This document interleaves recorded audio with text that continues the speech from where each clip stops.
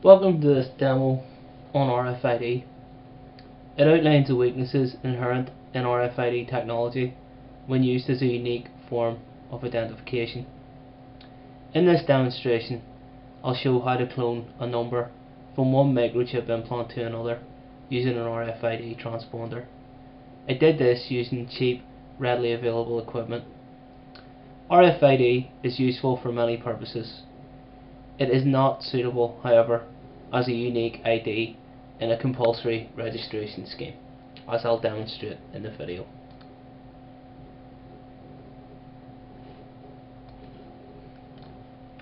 So you can see that we yellow chip on, and I'll just hold it up to the camera here. You can see that that would be an ear tag for a cow or a pig. Consists of an integrated circuit attached to a small coil of wires that's used as an antenna and a protective cover. It's plastic in the case of this particular chip. The data stored on the integrated circuit transmits through the antenna to the reader, and the reader stimulates a tag, which in turn interferes with the RF field of the reader, transmitting a hexadecimal number. That number in turn is decoded into the 15-digit number that you find in animal identification systems. So RFID tags are either passive with no battery or they're active with a battery. The passive ones have a really short read range. The active ones have a longer read range. So that's a yellow tag that you would get. A lot of farmers would have those used as ear tags for animal identification in closed loop systems on their farms. By a closed loop system, I just mean a system where you know every animal that's being registered, and therefore you're not using it per se to identify the animal itself. It's more for administration purposes. So the software that I'm using here to read and write the tag is a piece of software that's available from a lot of Chinese manufacturers who manufacture the tags. You can see here there's one of the wee tags being held up with a label to say what it is. The tags are very small, so it's hard to keep track of them, so you would often, if you want to play with them or test them, you would label them. The other thing is it makes it easier to set the thing on the reader.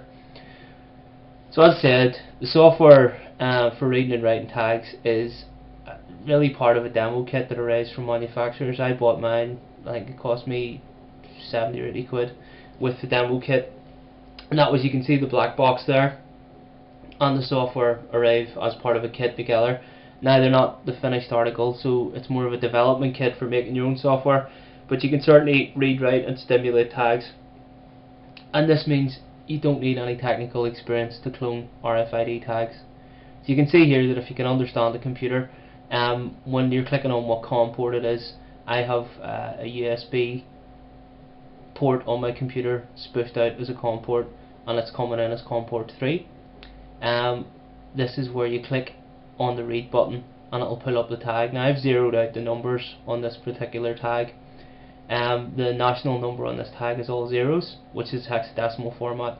That wee number there, 0384, is the 900 number that you'll see on most microchip implants, and that's a shared implant or number with most of the manufacturers of RFID chips. And that's one real problem, because you don't know, they would be splitting then the numbers up, the national numbers up, or the manufacturer numbers up that's above that, into their own little groups. And when they do that, there's no guarantee that a mistake isn't made, and a lot of numbers are duplicated out. We don't know that it's happened yet, but then we haven't had a compulsory system yet, so we're not sure.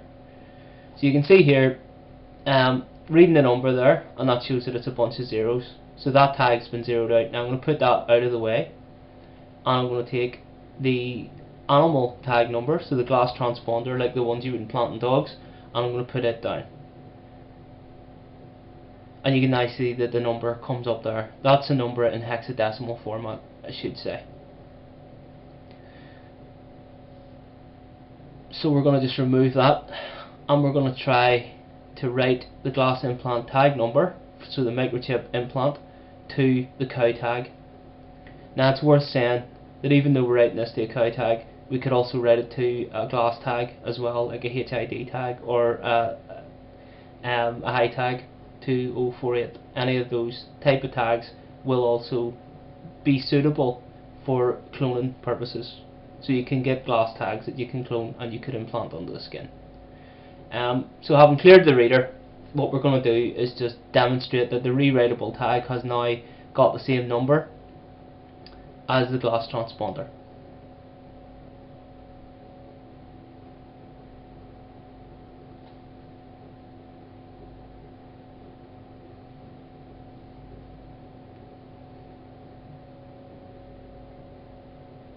Which it does. So quite clearly, RFID glass implants can be easily cloned.